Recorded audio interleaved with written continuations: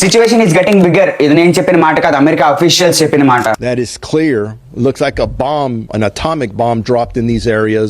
America is burning. పెన్నడు కూడా లేనటువంటి ఒక సిచ్యువేషన్ అయితే అక్కడ ఏర్పడింది. అఫీషియల్ గా అయితే 35,000 ఎకరాలు 4 లక్షల కోట్లకు పైగా ఆస్తి, వేలల్లో ఇల్లులు, వేలల్లో కార్లు, కాస్ట్లీ కార్లన్నీ కూడా కాలిపోయాయి. అండ్ ఆల్సో 10,000కు పైగా స్ట్రక్చర్స్ వచ్చేసరికి బిల్డింగ్స్ ఇవన్నీ ఉంటాయి కదా, అవన్నీ కూడా ఎఫెక్ట్ అయ్యాయి అనమాట. అసలు అమెరికాలో ఏం జరిగింది, ఎందుకని చెప్పేసి ఇంత వైల్డ్ ఫైర్ ఏర్పడింది. అండ్ మీకు ఇంకా సింపుల్ గా చెప్పాలంటే అమెరికాకు మారు పేరైన హాలీవుడ్ కూడా ఇప్పటికి బర్న్ అవుతూ ఉందన్నమాట. ఇంచుమించు పెద్ద స్టార్స్ అందరి ఇల్లులు కూడా బర్న్ అయిపోయాయి అనమాట. సో అసలు ఈ వైల్డ్ ఫైర్ ఏంటి, ఎందుకు వచ్చింది, ఇదంతా కూడా ఈ వీడియోలో మాట్లాడదాం. స్కిప్ చేయకుండా లాస్ట్ వరకు చూడండి. ఇంకా ఆలస్యం చేయకుండా వీడియోలోకి వెళ్ళిపోదాం. అండ్ వీడియోలోకి వెళ్లే ముందు నా నాలెడ్జ్ మీకు యూస్ఫుల్ అనిపిస్తే సబ్స్క్రైబ్ చేసుకొని ఉంచుకోండి. ఇంకా ఆలస్యం చేయకుండా వీడియోలోకి వెళ్ళిపోదాం. Hello everyone, I'm Siddharth. Let's dive into the video.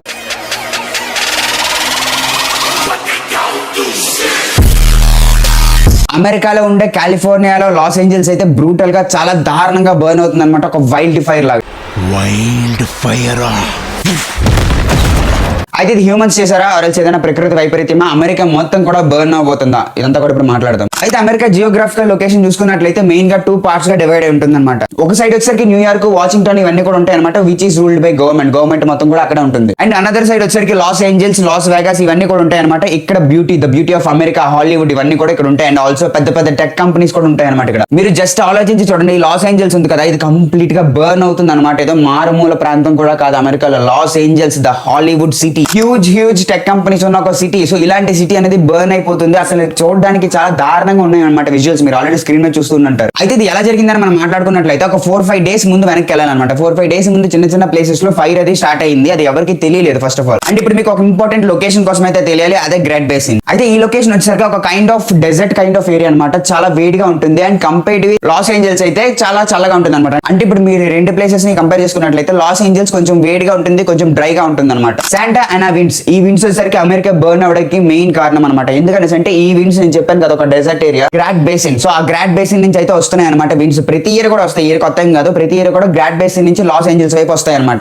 Because Los Angeles అంటే ఒక సముద్ర మట్టం ఉన్న ఏరియా అనమాట. సో సముద్ర మట్టం ఉన్న ఏరియా వల్ల అటువైపు ఎక్కువ గాలులు వస్తూ ఉంటాయి. అండ్ ఇప్పుడు ఇది ఇలా గుర్తుపెట్టుకుంటే, అండ్ నెక్స్ట్ వన్ ఏంటని మనం చూసుకున్నట్లయితే, సో ఆ గాలులు అనేవి చాలా వేగంగా వచ్చాయన్నమాట ఈ ఇయర్. ఇన్ఫాక్ట్ చెప్పాలంటే 160 kmph 160 km/h స్పీడ్ తో వచ్చాయన్నమాట. అయితే నేను చెప్పాను కదా ఆల్రెడీ అక్కడ ఫైర్ అయింది చిన్న ప్లేసెస్ లో అని చెప్పేసి. సో ఆ ఫైర్ అనేది ఇక్కడ ఎఫెక్ట్ అయింది, ఈ గాలుల వల్ల ఫైర్ అనేది ఇటు కొట్టింది అనమాట. అయితే ఇంత పెద్ద వైల్డ్ ఫైర్ అనేది ఎంత ఎఫెక్ట్ చూపించడానికి కారణం మెయిన్ గా 4 రీజన్స్ చెప్తున్నారు. శాంటా అనా విండ్స్, నేను చెప్పాను కదా శాంటా అనా విండ్స్ వచ్చేసరికి ఆ డిజర్ట్ నుంచి వస్తూ ఉంటాయి. సో ఈ విండ్స్ అనేవి మెయిన్ గా ఒక రీజన్ గా కన్సిడర్ చేస్తున్నారు. And second one, the most one వచ్చేసరికి ఓకే విండ్స్ వచ్చినాయి, ఇల్లుకి మధ్య గ్యాప్ ఉంటుంది కదా. సో గ్యాప్ ఉన్నా సరే ఎలా అంత ఫాస్ట్ గా స్ప్రెడ్ అయిపోయినాయి అని చెప్పేసి మీరు అనుకున్నట్లయితే ఎస్ గ్యాప్ ఉంటుంది. బట్ ఈ రీజన్ తెలుసుకోవడానికి మీరు కొన్ని ఇయర్స్ వెనక్కి వెళ్ళాలి, 2-3 ఇయర్స్ ముందు వెనక్కి వెళ్తే సరిపోతుంది అనమాట. అయితే 2022-23 ఈ 2 ఇయర్స్ లో కూడా విపరీతమైన వర్షాలు పడి అక్కడ గ్రాస్ అయితే వచ్చేసింది అనమాట. అంటే ఒక ఇంటికి మధ్యలో విపరీతమైన వైల్డ్ గ్రాస్ లో వస్తుంది, చాలా పొడుగ్గా ఉంటుంది. అయితే 2022-23లో గ్రాస్ వచ్చింది, మధ్యలో బాగానే ఉంది. బట్ 2024లో చూసుకున్నట్లయితే అసలు వర్షాలే పడలేదు అనమాట. వర్షాలకు పడకపోవడంతో ఏమైందంటే గ్రాస్ మొత్తం కూడా డ్రై అయిపోయింది.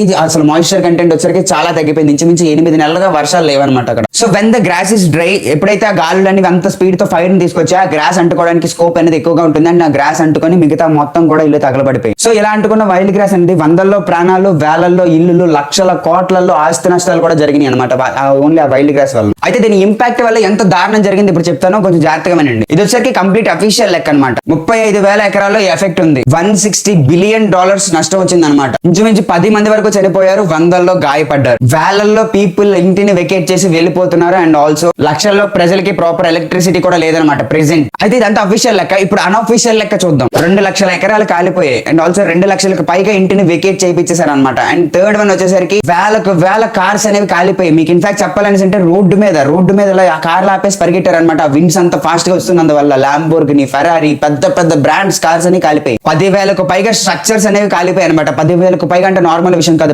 పెద్ద కంపెనీస్ ఉన్నాయన్నమాట అక్కడ. హాలీవుడ్ అని చెప్పేసి, గూగుల్ అని చెప్పేసి, మైక్రోసాఫ్ట్ అని చెప్పేసి విపరీతంగా ఉంటాయి కంపెనీస్ అక్కడ. అవన్నీ కూడా చాలా వరకు ఎఫెక్ట్ అయ్యాయి. మీరు జస్ట్ ఇమాజిన్ చేసుకొని చూడండి, ఇదంతా ఎక్కడో జరగట్లేదు, ఏదో మారుమూల ప్రాంతంలో జరగట్లేదు. అమెరికాలో, ప్రపంచంలోనే one of the strongest country అయిన అమెరికాలో, కాలిఫోర్నియా కాలిఫోర్నియాలో జరుగుతుంది అనమాట. ఎక్కడైతే మనం రోజు యూజ్ చేసే గూగుల్ కంపెనీ ఉందో, ఎక్కడైతే మనం రోజు యూజ్ చేసే మైక్రోసాఫ్ట్ కంపెనీ ఉందో, ఎక్కడైతే మనం చాలా మంది క్రేజ్ యాపిల్ కంపెనీ అది కూడా అక్కడే ఉంది. అండ్ ఆల్సో చాలా మందికి ఇష్టమైన హాలీవుడ్ కంపెనీ కూడా అక్కడే ఉంది. మీరు జస్ట్ ఇమాజిన్ చేసుకొని చూడండి. ఇప్పుడు ఫర్ ఎగ్జాంపుల్ టాలీవుడ్ లో మాట్లాడుకున్నట్లయితే ప్రభాస్ గారి ఇల్లు కానివచ్చు, లేకపోతే పవన్ కళ్యాణ్ గారి ఇల్లు కానివచ్చు, లేకపోతే అల్లు అర్జున్ గారి ఇల్లు కానివచ్చు, లేకపోతే వాట్ ఎవర్ ఎవరో ఒకరు ఇల్లు అలా కాలిపోతూ ఉంటే ఎలా ఉంటుంది మీకు. లేకపోతే మన బాలీవుడ్ లో చూసుకున్నట్లయితే షారుఖ్ ఖాన్, అమీర్ ఖాన్ ఇలా వాళ్ళ ఇల్లు కాలిపోతున్నాయి, వాళ్ళ ఏరియా మొత్తం కాలిపోతుంది అంటే ఎలా ఉంటుంది. అండ్ ఎగ్జాక్ట్ సిచ్యువేషన్ ప్రపంచంలోనే అత్యంత క్రేజ్ ఉన్న కంపెనీస్ అండ్ ఆల్సో అత్యంత క్రేజ్ ఉన్న కంట్రీలో, అత్యంత క్రేజ్ ఉన్న సిటీలో కాలిపోతున్నాయి అనమాట. అంటే దాని ఎఫెక్ట్ ఎంతలా ఉందో మీరు ఆలోచించుకోండి. అండ్ ఆల్సో మీకు ఒక విషయం చెప్పదలుచుకున్నాను, అమెరికాకి ఫైర్స్ ఏం కొత్త ఏం కాదు, బట్ ఇంత పెద్ద వైల్డ్ ఫైర్ అనేది ఫస్ట్ టైం అని చెప్పుకోవచ్చు. ఇన్ఫాక్ట్ అఫీషియల్స్ ఏం చెప్తున్నారు అంటే ఇది ఒక atom bomb kind of effect ఉంది, ఇది అసలు తగ్గుతుందో లేదో కూడా చెప్పలేము, మా దగ్గర వాటర్ కూడా లేదు సరిగ్గా అని చెప్తున్నారు.